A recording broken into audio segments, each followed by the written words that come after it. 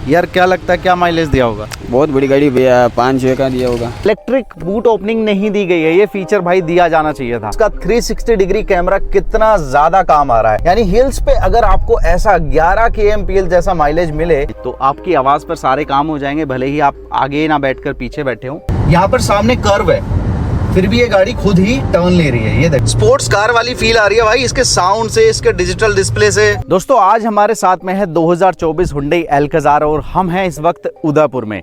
आज हम इसका माइलेज टेस्ट करने वाले हैं। हम इस गाड़ी को न सिर्फ हाईवे पर चलाएंगे बल्कि उदयपुर के हिल्स इलाके में भी चलाने वाले हैं, ताकि आपको आइडिया हो जाए कि पहाड़ी इलाकों में अगर आप इस गाड़ी को लेके जाते हैं तो आपको क्या माइलेज मिल सकता है। अब ये जो गाड़ी है, कंपनी इसको पावर, कंफर्ट और स्टाइल का पैकेज बता रही है। तो पावर और स्टाइल, कंफर्ट, तीनों चीजें हम आज इसकी चेक करने वाले हैं। तो चलिए वीडियो को शुरू करते हैं। सबसे पहले मैं आपको ये बता दूं कि गाड़ी के इंजन में कोई बदलाव नहीं किया गया। इसमें दो ही इंजन ऑप्शन आपको मिल रहे हैं, 1.5 लीटर का टर्बो GDI पेट्रोल और 1.5 लीटर का CRDI डीजल इंजन। हमारे पास ये इसका टर्बो पेट्रोल वाला मॉडल है 7 स्पीड DCT गियर बॉक्स के साथ, और ये इसका टॉप मॉडल सिग्नेचर है 6 सीटर वेरिएंट के साथ। तो चलिए अपना माइलेज टेस्ट शुरू करते हैं।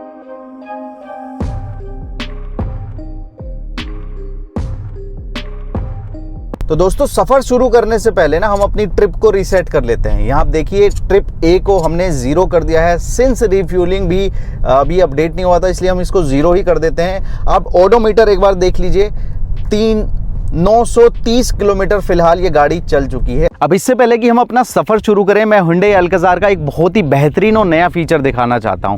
ये जो फीचर है अभी तक हाई एंड कार्स में देखने को मिलता था।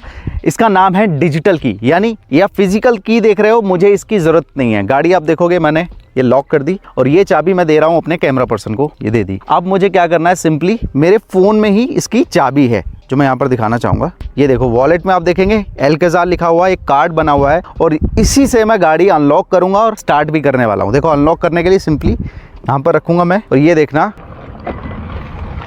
गाड़ी अनलॉक हो गई है। अब मैं अंदर चला गया हूँ, चाबी अभी मेरे पास नहीं है।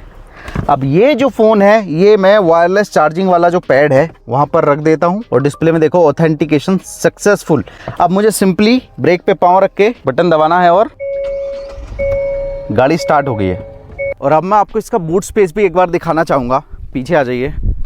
पहली चीज़ तो ये भाई जो कि मुझे मिसिंग लगा, इसमें इलेक्ट्रिक बूट ओपनिंग नहीं दी गई है। ये फीचर भाई दिया जाना चाहिए था, तो वो मिसिंग है। लेकिन बूट स्पेस की बात कर लेते हैं। 180 लीटर का बूट स्पेस दिया गया है। तीनों रो आप इस्तेमाल कर रहे होंगे तब भी इतना सामान इसमें इजीली आ जाएगा। ऊपर भी आप थोड़ा मोड़ा इसमें प्लेस कर सकते हैं, लेकिन अगर आपको सामान बढ़ाना है, ये जो पीछे वाली सीट है इसको आप फोल्ड कर सकते हो, और अच्छी चीज़ ये है कि पूरा फ्लैट फोल्ड हो जाती है। और इन दोनों सीटों को फोल्ड करने के बाद जो बूट स्पेस है वो 580 लीटर का बन जाएगा। तो सबसे पहले तो मैं आपको बता दूं, प्राइजेस सारे वेरिएंट के आ चुके हैं, और आप नोटिस करेंगे इसका जो बेस मॉडल है पेट्रोल इंजन के साथ वो 15 लाख का है, और डीजल का बेस मॉडल 16 लाख रुपए का है एक्स शोरूम। लेकिन इससे अलग जो भी वेरिएंट है उनमें पेट्रोल और डीजल इंजन ऑप्शन की कीमत बिल्कुल सेम रखी है। उसका एक रीजन है, रीजन ये है कि पेट्रोल मॉडल में जो दो फीचर हैं, सनरूफ और स्पेयर टायर का, वो आपको डीजल वेरिएंट में नहीं मिलने वाले। तो दोस्तों इस गाड़ी में फीचर्स की तो बहुत लंबी लिस्ट है जो हम चलते चलते आपको बताने वाले हैं, लेकिन सबसे पहले इंजन के बारे में बताते हैं। देखो दो ही इंजन ऑप्शन दिए गए हैं, टर्बो पेट्रोल 1.5 लीटर का और डीजल इंजन 1.5 लीटर का। जो पेट्रोल इंजन है टर्बो वाला, वो आपको 160 PS की पावर देने वाला है, और साथ में 253 Nm का टॉर्क मिलेगा। वहीं जो डीजल इंजन है वो 116 PS के साथ 250 Nm का टॉर्क आपको देने वाला है। जो माइलेज है, क्लेम फिगर है, वो भी आपको स्क्रीन पे दिखा देता हूं, और जो वेरिएंट और गियर बॉक्स हम ड्राइव कर रहे हैं उसके साथ कंपनी का जो क्लेम माइलेज है वो 18 kmpl तक का है। तो भाइयों जैसा आप देख रहे हैं कि फिलहाल जो हम ड्राइव कर रहे हैं ना, वो थोड़ा सा हिल्स जैसा इलाका है, और यहाँ पर जो है गाड़ी को थोड़े से जोर ज़्यादा लगाने पड़ रहे हैं। इसमें आपको सिटी ट्रैफिक में चलने में आपको ज़्यादा से ज़्यादा माइलेज मिले, उसके लिए एक ऑटो स्टार्ट स्टॉप का फंक्शन भी दिया गया है। ऐसी चढ़ाई पर आपको थोड़ी सी नॉइज़ ज़रूर आने वाली है। हालांकि फ़िलहाल जो है हम नॉर्मल मोड में ही इसको चला रहे हैं, ना तो स्पोर्ट्स लगाया है ना ही इको लगाया है। तो ये उदयपुर के जो फेमस पहाड़ हैं, हरियाली एकदम आपको मस्त फील आने वाली है। लेकिन ऐसी रोड्स पर आपको माइलेज काफ़ी ज़्यादा इम्पैक्ट होता है। ये देखो व्यू आप, अब जैसे कि हम हिल्स में हैं और हम थोड़ा सा रास्ता गलत ले लिया, तो यहाँ पर ये देखो इसका 360 डिग्री कैमरा कितना ज्यादा काम आ रहा है। मुझे बाहर तक देखने की जरूरत नहीं है, सिंपली मैं यहाँ पर देख के अपनी गाड़ी को मूव कर रहा हूँ। क्योंकि ये टर्बो पेट्रोल इंजन है तो 2000 आरपीएम के नीचे ना थोड़ा सा टर्बो लैग आप कह सकते हैं आपको फील होगा, लेकिन उसके बाद ये बिल्कुल सही हो जाता है। क्योंकि रास्ते थोड़े से उबड़ खाबड़ भी हैं, तो यहाँ पर हमें सस्पेंशन का भी पता चल रहा है। तो सस्पेंशन कंपनी कह रही है कि उन्होंने ट्यून्ड किया है, चेंज नहीं किया। ट्यून करने की वजह ये कि थोड़ा सा वेट में चेंज आया है, चीज़ों में चेंज आया, फीचर ज़्यादा मिल गए हैं। स्टिफ हल्का सा सस्पेंशन है, लेकिन उतनी बड़ी कोई प्रॉब्लम नहीं होने वाली कि आपको बहुत ज़्यादा झटके लगे या ऐसा कुछ। आपको कंफर्टेबल राइड ही मिलने वाली है।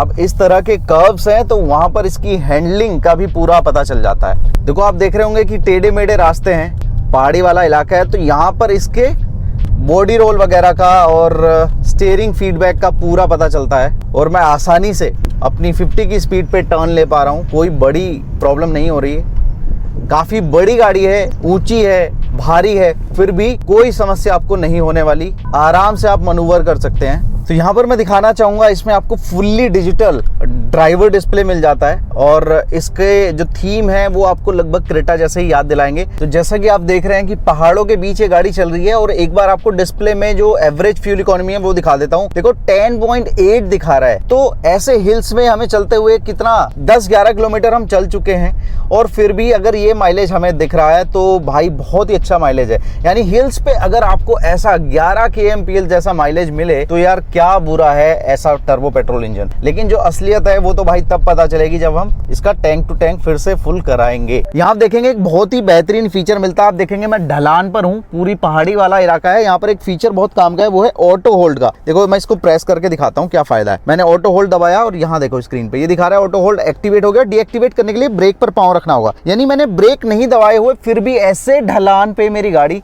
रुकी हुई है। अब देखो मैं ब्रेक पे पांव रखूंगा, डीएक्टिवेट हो गया। अब मैं रफ्तार दूंगा और देखो ढलान पर गाड़ी कैसे चढ़ेगी। इतना तगड़ी ऊंचाई है, उसके बाद भी ये गाड़ी इजीली चढ़ती जा रही है। और पर चढ़ाई में ऑटो होल्ड का फीचर काम आता है। देखो इजीली ये गाड़ी जो है कि पावर देखो आप, कोई परेशानी आपको नहीं होने वाली कैसी भी ऊंचाई हो। देखो ऐसे ढलान पे सबसे बड़ी प्रॉब्लम क्या होती है कि हमें समझ नहीं आता, स्पेशली मैनुअल कार में, कि भाई ब्रेक दबाएं या एक्सीलरेट करें। तो ऐसे में क्या है, आपको सिर्फ ऑटो होल्ड दबा देना। मैंने दबा दिया।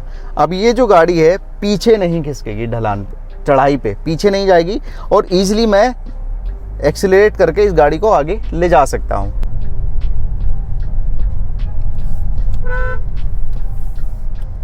पुल टूटा हुआ है तो यहाँ पर होगा इसका ग्राउंड क्लियरेंस टेस्ट। ठीक है, अब ट्राई करते हैं कि टच तो नहीं होगी।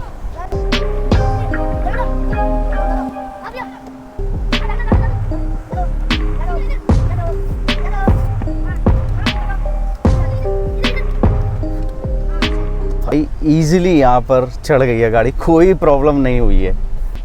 आपको एक और फीचर चेक करके दिखाने वाला हूँ जो कि है हिल डिसेंट कंट्रोल। इसको मैंने कर दिया एक्टिवेट। अब ढलान पर भी कई लोगों को प्रॉब्लम होती है, गाड़ी मान लो रोकनी पड़ जाए तो दिक्कत हो सकती है। अभी डाउन हिल ब्रेक ऑन हो गए हैं तो उसका फ़ायदा देखो, गाड़ी रुकी पड़ी है, कोई आपको कुछ नहीं करना। मैं सीधा एक्सीलरेट करूँगा और गाड़ी चलने लग जाएगी। एक बार आपको ट्रिप मीटर दिखा देता हूं मैं। यहाँ आप देखेंगे 21 किलोमीटर मैं चल चुका हूं, वो भी सिर्फ हिल्स पे, और जिसमें अभी जो माइलेज मुझे दिखा रहा है 8 kmpl का मुझे दिखा रहा है। तो एक बार बाहर का व्यू देखो, कैसी लोकेशन पे फिलहाल हम गाड़ी को चला रहे हैं। एकदम पथरीला रास्ता है और हम ऊपर जाए जा रहे हैं। लोकेशन के चक्कर में हम चारों तरफ से ये गाय बैल और सांडों से घिर गए। ये देखो एक पीछे खड़ा हो गया, एक भाई साहब ये इधर आ गए, एक भाई साहब सामने से आ रहे हैं। आपको एक बार ये भी दिखा देता हूँ कि सेकंड रो की सीट्स में आपको क्या फीचर्स और कंफर्ट मिल रहा है। पहली चीज, अभी मुझे लेग रूम कम लग रहा है, लेकिन इसमें एक फीचर मिलता है बॉस मोड का, जिसमें मुझे सिंपली ये बटन दबाना है और आगे वाली सीट को मैं कंट्रोल कर सकता हूँ। क्योंकि इसको बॉस मोड इसलिए बोला है क्योंकि जो ऑनर है वो यहाँ पर बैठेगा, जिसको ज्यादा कंफर्ट चाहिए, ज्यादा फीचर चाहिए तो इस तरह से बैठ जाएगा। इसको आप रिक्लाइन भी कर सकते हो, 2 बटन्स दिए गए हैं। इसके अलावा फीचर्स की बात करते हैं तो ये देखो आपको एक टेबल दी गई है जिस पर आप अपने डिवाइसेस रख सकते हो, यहाँ पर आईपैड वगैरह रख सकते हो। इसके अलावा ये 2 टेबल में ना आपको कप होल्डर भी मिल जाते हैं, यहाँ से ओपन हो जाएंगे और इस पर आप 3.5 किलोग्राम तक का सामान इजीली रख सकते हो। पीछे यहाँ पर आपको रियर में एसी वेंट्स भी दिए गए हैं। यहाँ पर दो चार्जिंग पॉइंट दिए गए हैं टाइप सी के, और एक बेहतरीन फीचर कंपनी ने जोड़ा है। यहाँ पर आप अगर अपना फोन रखेंगे तो वो वायरलेसली चार्ज होने लगेगा। हालांकि ये वाला फोन सपोर्ट नहीं करता है, अदरवाइज यहाँ पर लाइट जल जाती और ये वायरलेसली चार्ज होना शुरू हो जाता। अब जो सीट्स दी गई हैं इनकी बात कर लेते हैं। ये इंडिविजुअल सीट्स हैं 6 सीटर वेरिएंट में, जिसको आप अपने हिसाब से रिक्लाइन वगैरह कर सकते हो। ये देखो कितनी रिक्लाइन हो गई है ये। यहाँ पर आपको इंडिविजुअल आर्म रेस्ट दिया गया है, और आपके अंडर थाई सपोर्ट के लिए देखो थाई एक्सटेंशन भी यहाँ पर मिल जाता है, जिसको आप नीचे से एडजस्ट कर सकते हो। ये फर्स्ट इन सेगमेंट फीचर है। आराम से मैं बैठूंगा। इतना ही नहीं, एक फीचर जो कि बाकी कंपनियां मिस कर देती हैं वो ये है कि जो ओनर पीछे बैठा है उसके लिए सीट वेंटिलेशन मिलना। तो आपको रियर सीट पे भी वेंटिलेशन का फीचर दिया गया है, आगे में तो मिलता ही मिलता है। और पीछे आपको विंडोज के कंट्रोल वगैरह भी मिल जाते हैं। साथ ही आपकी प्राइवेसी का ख्याल रखते हुए यहाँ पर सनशेड भी ऐड कर दिए हैं, जो कि मैनुअल है, लेकिन कोई बुरी बात नहीं है। इतना तो ऊपर बंदा कर ही सकता है अपने कंफर्ट के लिए, और आपके सफर को और भी ज्यादा बेहतरीन बना देगा। क्या? Hello Hyundai open sunroof. इसमें 270 वॉइस कमांड दी गई है, तो आपकी आवाज पर सारे काम हो जाएंगे, भले ही आप आगे ना बैठकर पीछे बैठे हो। और ये देखो इतना बड़ा पैनोरामिक सनरूफ इसका खुल के आ जाता है आपके सामने। अब आपको एक बार थर्ड रो भी चेक करा देता हूं। वैसे पिछली एक वीडियो में हम दिखा चुके थे, लेकिन आज तसल्ली से आपको दिखाते हैं कि थर्ड रो में स्पेस कैसा है।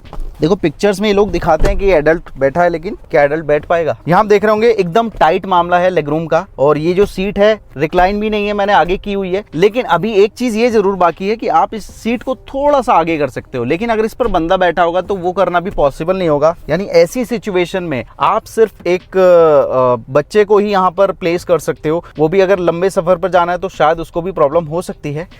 एडल्ट यहाँ पर नहीं बैठ सकता। लेकिन फीचर यहाँ पर भी आपको पूरे दिए गए हैं, जैसे कि आपको इंडिविजुअल एसी वेंट दिया गया है, आपको टाइप सी चार्जिंग सॉकेट दिया गया है, और यहाँ पर कप होल्डर्स भी आपको दे दिए हैं। इतना ही नहीं, इस साइड में आप देखेंगे तो आपको एसी की स्पीड कंट्रोल करने के लिए भी बटन दे दिया है, और यहाँ पर भी एसी वेंट और एक टाइप सी चार्जिंग पोर्ट मिल जाने वाला है। तो पीछे फीचर भी दिए गए हैं आपको, हेडरेस्ट भी दो मिल जाने वाले हैं जो कि एडजस्टेबल हैं, लेकिन एडल्ट के लिए बैठना यहाँ पर मुश्किल है।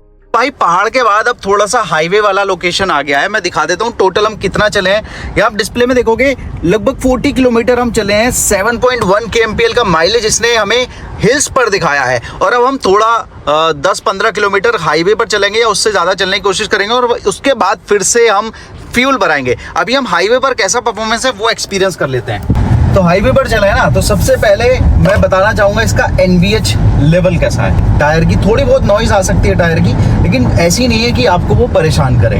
आपको इसमें 3 ड्राइविंग मोड दिए गए हैं। यहाँ पर बटन दिया गया है इको, नॉर्मल एंड स्पोर्ट्स, और हमने जो है इसको लगातार नॉर्मल मोड में चलाया है। अब थोड़ा सा हम इसको स्पोर्ट्स मोड में चलाने की कोशिश करेंगे, देखते हैं परफॉर्मेंस में कितना अंतर आता है। देखो अभी नॉर्मल मोड है, ठीक है, और अब मैं स्पोर्ट्स मोड लगाऊंगा तो डिस्प्ले में किस तरह के इफेक्ट आ जाते हैं जो आपको ज़्यादा परफॉर्मेंस वाला फील देने वाले हैं। और इसके साउंड में भी, यानी इंजन नॉइस में भी अंतर आ गया है स्पोर्ट्स मोड लगाते हैं। इसके आरपीएम हाई पर चले गए हैं। जो आरपीएम पहले 2500 पे थे वो सीधा 3000 पे चले गए हैं। और जो स्टीयरिंग है वो भी हार्ड हो गया है। अलग ही फील आपको आ रहा है कि हार्ड स्टीयरिंग इसमें हो गया है, ताकि आपको ज़्यादा स्पोर्टी परफॉर्मेंस मिल पाए।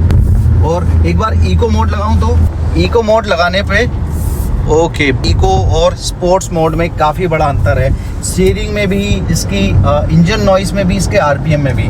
फिर से मैं लगा देता हूँ इसका स्पोर्ट्स मोड। यहाँ पर हम इजीली 70-80 पर क्रूज कर रहे हैं। यानी अगर आपको ओवरटेकिंग वगैरह करनी है ना, तो ये मोड आपको बहुत ज़्यादा हेल्प करने वाला है। और बॉडी रोल की बात करूँ ना, तो हल्का सा बॉडी रोल है भाई, लेकिन ऐसा नहीं है कि आपको एकदम से कॉन्फिडेंस लो हो जाए। हल्का है, बहुत ज़्यादा नहीं है।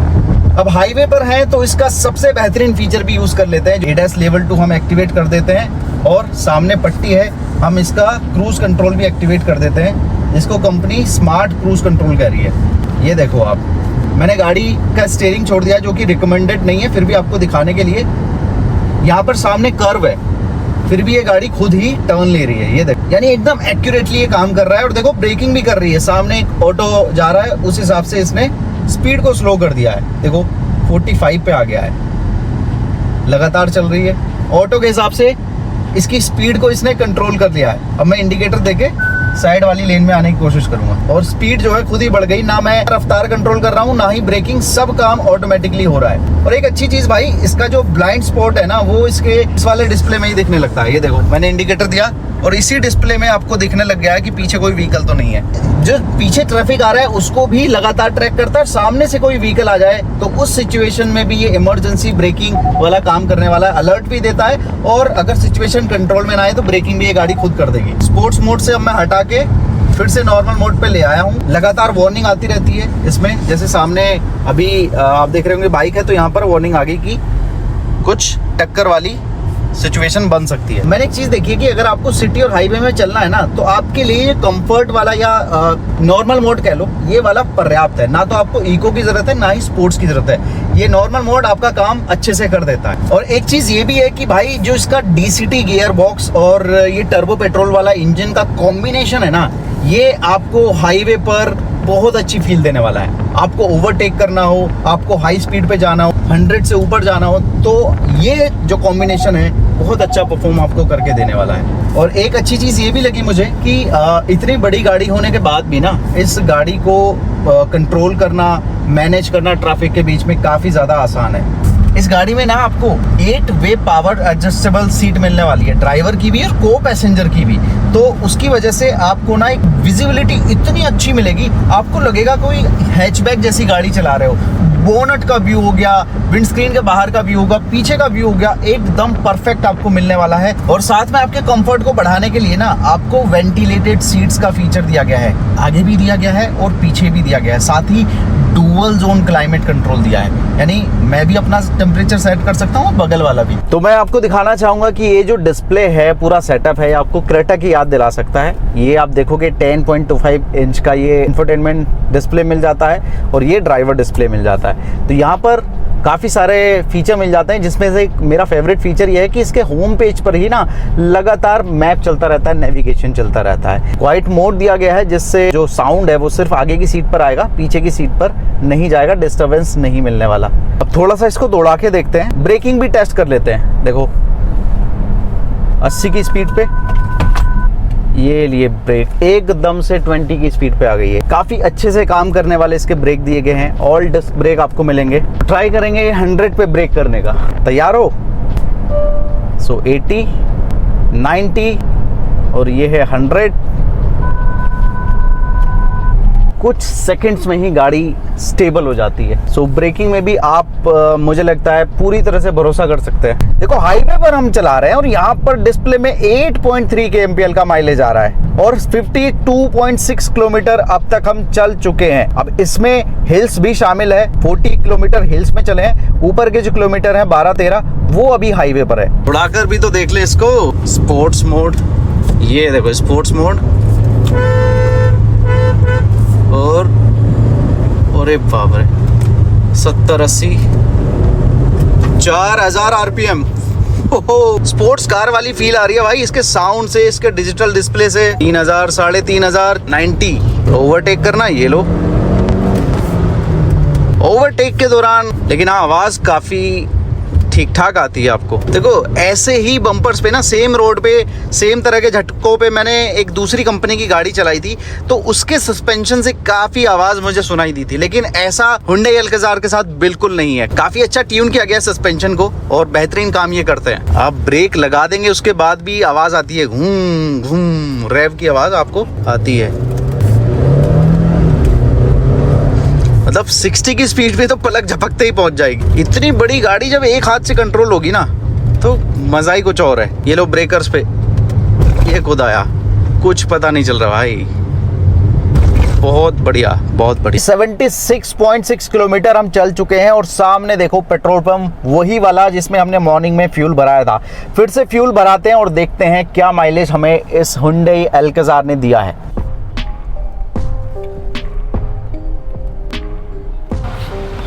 फ्यूल डलना शुरू हो गया है और उसी जगह पे हम जहाँ पे सुबह आए थे। यार क्या लगता है क्या माइलेज दिया होगा? बहुत बड़ी गाड़ी भैया, 5-6 का दिया होगा। इनको लगता है 5-6 का दिया होगा, अभी चेक कर लेंगे हम। देखो भाई फिर से हमने ऊपर तक इसको करा लिया जितना मॉर्निंग में कराया था। 794 यानी 7.5 लीटर ना। तो फ्यूल हमने डला लिया, एक बार डिस्प्ले पे आप देख लो टोटल हम चले हैं 76.7 किलोमीटर और डिस्प्ले पे जो माइलेज दिखा रहा है इस समय 9.5 kmpl का दिखा रहा है। अब देख लेते हैं तेल हमने कितना डलाया है। देखो 7.5 लीटर का फ्यूल हमने डलाया है 795 रुपीज़ का। अब कर लेते हैं कैलकुलेशन। तो कैलकुलेटर हमने खोल लिया है। 76.7 किलोमीटर हम चले हैं, डिवाइड बाई 7.53। वाओ, 10 kmpl से भी ज़्यादा का माइलेज हमें Hyundai Alcazar ने दिया है, वो भी उस सिचुएशन में जब हमने इसको 40 किलोमीटर चलाया है हिल्स में और 36 किलोमीटर चलाया है इसको हाईवे पर। तो जो लोग मान रहे थे कि भाई Hyundai Alcazar से आपको अच्छा माइलेज नहीं मिल सकता, तो भाई हिल्स और हाईवे के मिक्सचर को देखें तो हमें काफ़ी इंप्रेसिव माइलेज इसने ऑफर किया है। तो देखो यार, बहुत सारी खूबियाँ हैं इस Hyundai Alcazar में, बहुत फीचर लोडेड हो गई है, स्टाइलिश है, 3 रो SUV है और कंफर्ट के लिए भी बहुत सारे फीचर आपको मिल रहे हैं। लेकिन कुछ कमियां भी हैं। देखो, पहली कमी जो 3rd रो की सीट है ना, उसको आप बिल्कुल ये मान के चलिए कि वो बच्चों के लिए है। एडल्ट को आप स्पेशली लॉन्ग ट्रिप्स पे नहीं बैठा सकते। एक फीचर मुझे मिसिंग लगा, वो है पावर्ड टेल गेट का, जो कि सेगमेंट की बाकी गाड़ियाँ ऑफर करती हैं लेकिन इसमें नहीं दिया गया है, तो वो भी एक मिस लगता है। और 3rd चीज़ जो फ्यूल इफिशियंसी है ना, वो काफ़ी हद तक डिपेंड करेगी आप कैसा ड्राइव कर रहे हैं। अगर आप इसको स्पोर्ट्स मोड में चलाएंगे, थोड़ा हार्ड एक्सीलरेट करेंगे, तो जो फ्यूल इफिशियंसी है वो ड्रास्टिकली ड्रॉप हो जाती है, डाउन हो जाती है। तो ये था हमारा Hyundai Alcazar का माइलेज टेस्ट कह लीजिए या हिल्स का रिव्यू कह लीजिए। सारी चीज़ें हमने कवर करने की कोशिश करी हैं। फिर भी अगर आपको कोई लगता है, सवाल है आपके मन में, तो वो हमसे कमेंट में ज़रूर पूछ लेना।